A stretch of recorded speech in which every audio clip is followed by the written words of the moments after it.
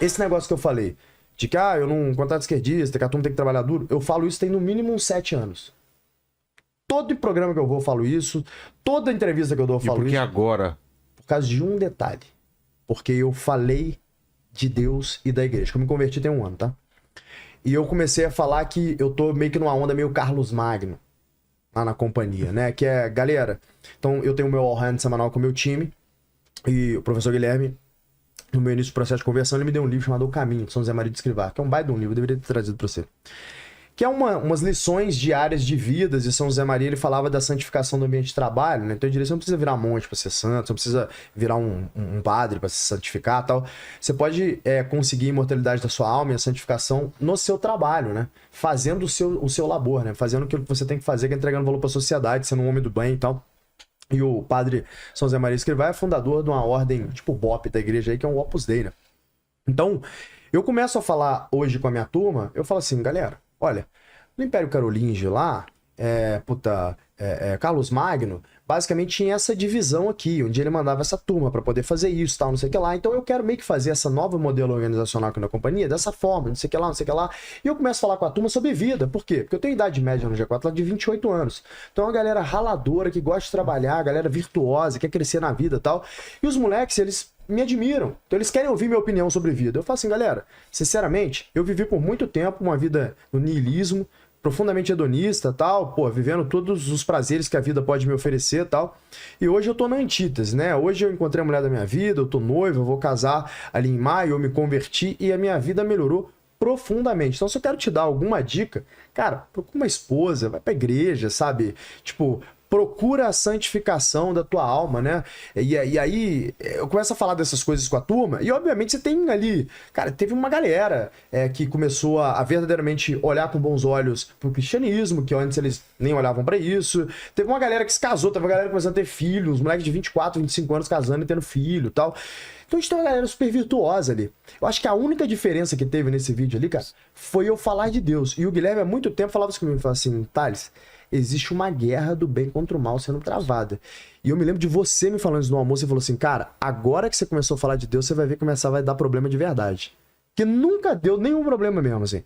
Quando eu comecei a falar de Deus, começou a dar problema. Parece que você fala de Deus, você mexe nas estruturas e tem uma explicação para isso, tá?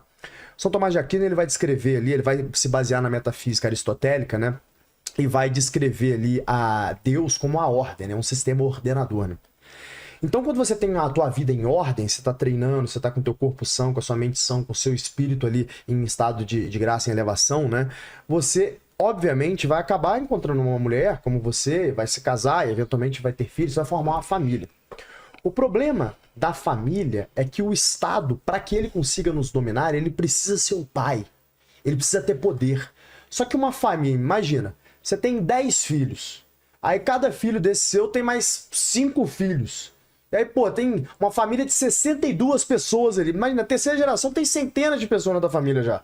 Eu preciso do Estado pra quê? Tem sempre um pai, um tio, uns primos que conseguem me ajudar. Eu não preciso mais do Estado. E a família que vai juntos na igreja, né? Que lê juntos, que os pais estão treinando jiu-jitsu. O que o Estado moderno pode fazer contra essa família? Isso é uma não pega, os valores não pegam nessa família. É uma ameaça direta contra o Estado. Então é por isso que o progressismo detesta a igreja. É por isso que o progressismo detesta qualquer pessoa que fala de igreja. E é engraçado, Vilela, eu falar sobre isso, que a galera que tá vendo e me conhece há muito tempo, os meus amigos falam assim, mano, às vezes eu acho que você tá me trollando, assim, porque eu era um ateu.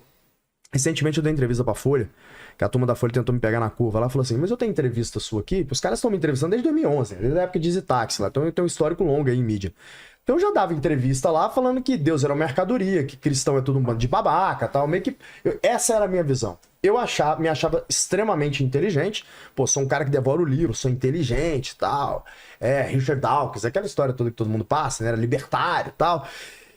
E achava uma grande bobagem esse papo de Deus, tal. Achava que ela caçoava, falava, esse zumbi judeu, né? Ficava falando assim. E aí a Folha foi me entrevistar lá, né? E tentou me pegar na curva, mas eu já te vi falando sobre isso. O que mudou? Eu falei, o que mudou é que eu evoluí intelectualmente, eu tive acesso às grandes obras e percebi que todo grande líder do Ocidente que construiu alguma coisa, esse líder, ele era católico. Então eu percebi que eu estava errado. Mas pra ser bem honesto aqui e abrir pra todo o público o que tá acontecendo, é que na real, teve um determinado momento, eu encontrei esse cara, e esse cara é meu parceiro de balada das antigas, tá? Antes dele se converter também. Aí eu virei pro Gabriel e falei, Gabriel, irmão, como é que você conseguiu casar, velho?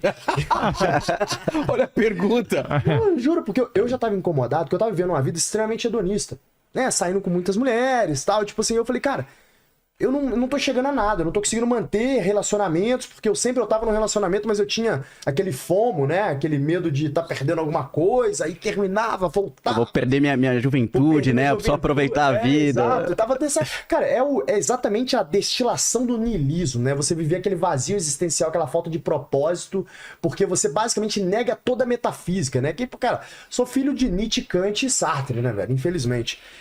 Todos nós fomos ali banhados nesse emaranhado de lixo ali, que é o que esses caras produziram, né? Então, eu vivia isso, e quando eu vi ele, eu falei assim, cara, eu conheci o Tucano, velho. O que aconteceu contigo? Tá casado, pô, bem casado, falando de Deus. Como é que você fez isso? Você lembra? Como é que você casou, Sim, irmão? sim. Eu quero isso pra minha vida, mano. Não, o Thales falou, não, acho legal esse negócio de religião e tal, mas isso não é pra mim. Não é pra mim, eu sou um cara muito racional. Falei, cara, eu sempre fui muito racional, eu era ateu também, completamente. Falei, cara, você tem que ser através da razão. Você tem que estudar filosofia, você tem que entender os argumentos lógicos a favor da essência de Deus. Você lembra o primeiro argumento que você falou pra mim, não? Era da causa primeira? Da causa primeira. Aí eu falei assim, cara, isso é curioso, eu quero estudar esse negócio. Eu falei, cara, então você vai entrar na minha escola de filosofia que eu tô fundando agora. Você vai ter acesso às classes, você vai começar lá por Aristóteles. E você vai entender que a origem da metafísica já fala propriamente de Deus. Eu falei, porra, mas Deus, os caras nem sabiam o que era isso, meu irmão. O cara viveu, sei lá, quase 1000 anos antes de Cristo. Não, calma, você vai entender.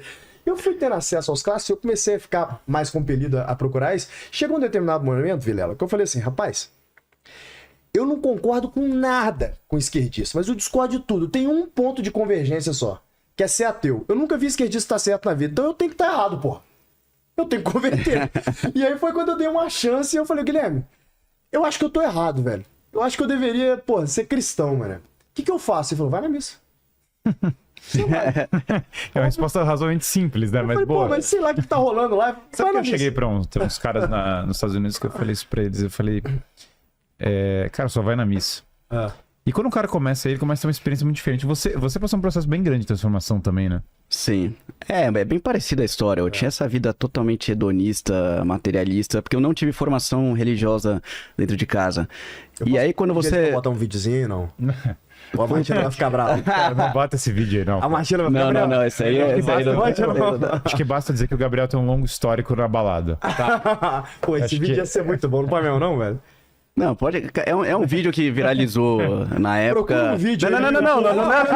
Explica porque vídeo. Não. Tem problemas aí. Eu não quero arrumar problema com a Martina, não, que eu gosto muito Não dela. falei pra colocar, não. Não, basicamente é um vídeo de uma música famosa, que você com certeza sabe. Acredite em mim, mas ele não quer falar, então deixa pra lá. Não, eu tava morando Eu acho bonito, pô, o processo de conversão, como que mudou, tipo, dois mundos. Sei lá, tá ligado? Bom, eu fui all-in nessa vida, né, de hedonista e tudo mais. E como eu não tive essa formação religiosa dentro de casa, cheguei ali com 14, 15 anos, você começa a procurar respostas, né? O que é isso? Aí eu caí nos autores ateus, Richard Dawkins, Sam Harris, Christopher Hitchens. E quando eu tinha 15 anos também, eu li o Manifesto Comunista do Marx. Aí eu virei ateu e comunista numa tacada só. Imagina o estrago que isso fez na minha cabeça. Aí com 17 para 18 anos comecei a trabalhar, aí me curei do comunismo. Essa parte foi mais fácil. Quando aprende a fazer conta, né, geralmente. Mas pra me curar do ateísmo demorou mais alguns bons anos. E aí foi nessa época que eu conheci o Guilherme, comecei a estudar, comecei a descobrir a filosofia, os clássicos, e foi por esse caminho racional. Deixa eu dar um contexto histórico aqui, né? No século XIX surge esse movimento niilista ali na Rússia, né? Tanto que depois você vê autores como Dostoiévski, que ele acaba refletindo personagens ali que vivem a essência do niilismo, né? E o niilismo nada mais é do que realmente a essência que matou Deus para a sociedade, né? Então o que eles fazem ali? Deixa eu pegar a metafísica e negar a existência da metafísica e falar que, na verdade, é tudo relativo, né? Então você pega autores como Kant, como Sartre, como Nietzsche, o próprio Nietzsche, que declarou a morte de Deus, né? Eles criam esse vazio existencial nas pessoas. São todos autores ali, cara, depressivos, envolvidos com pedofilia, alguns deles. Tudo é o lixo da humanidade, né? Então esses caras produzem esse chorume ali que cria nas pessoas uma sensação de que o homem é livre, então você pode fazer o que você quiser com a sua liberdade e tudo que vem da igreja é tóxico, é ruim, e a igreja quer te escravizar. Que é a essência, inclusive, diabólica, né? O diabo, ele é um anjo que ele nega o comando, né? A hierarquia divina e fala, não, Deus, não na verdade, servirei. Não vou servir. Deus, na verdade, quer nos escravizar. Então essa vida de liberdades, né, que é a essência do niilismo, gerou um efeito colateral na sociedade que a gente tem hoje, todas essas doenças da alma e da cabeça, né, pessoal, a depressão, isso é efeito colateral de niilismo, né, porque as pessoas não têm propósito, né, ela não tem um fim, ela não tem um direcionamento, então ela vive aos seus prazeres, né, e ao viver os seus prazeres, no final do dia ela fala assim, já que eu sou livre, então eu vou viver livremente o sexo, vou viver livremente a droga, vou viver livremente as minhas escolhas viciosas, eu vou sair do meu emprego e aí eu vou ficar rodando aí pela rua, pelo mundo, aproveitando minha juventude. Só que a conta chega, né? Aí a conta chega ali, né, para a mulher, muitas vezes 33, 34, 35 anos, o homem vai chegar talvez um pouquinho mais tarde, ali uns 40 e poucos, e o cara vai olhar para ele e falar assim, cara, eu sou um merda. Eu não tenho uma família, eu não tenho uma carreira, eu só fiz escolha de merda na minha vida, eu, queimei todas as pontes de pessoas que queriam me ajudar, pessoas que seriam legais pra minha vida, e aí você cai numa depressão mesmo. Ou muitas vezes o jovem não tem um propósito, o cara não tem um esporte que ele pratica, ele não tem um objetivo, ele não tem uma paixão por nenhum assunto, ele vive aquela vida ali de ficar rodando o TikTok, o Instagram, entrando no Xvideo, tocando punheta, e aí daqui a pouco ele fala, pô, a minha vida é uma merda, eu sou depressivo. Porra, é óbvio que você é depressivo, você é viciado em dopamina barata. Isso tudo é efeito colateral do niilismo, né? Ou seja, a ausência de ordem. E de novo, o que é ordem? Ordem é Deus. Então, quando a gente vê esse movimento de renascimento cristão que eu tenho visto, né, e o renascimento cultural que esses caras, inclusive, estão liderando aqui no Brasil, a gente vê, na verdade, é um antídoto para o niilismo, é uma volta para a ordem pré-século XIX. Ele quer voltar para a base, voltar para o clássico, né? Parar de negar aquilo que foi toda a construção intelectual que a gente construiu a sociedade, que nasce lá até antes, né? Platão já falava mais ou menos de conceitos metafísicos, mas foi Aristóteles que sistematizou isso, né?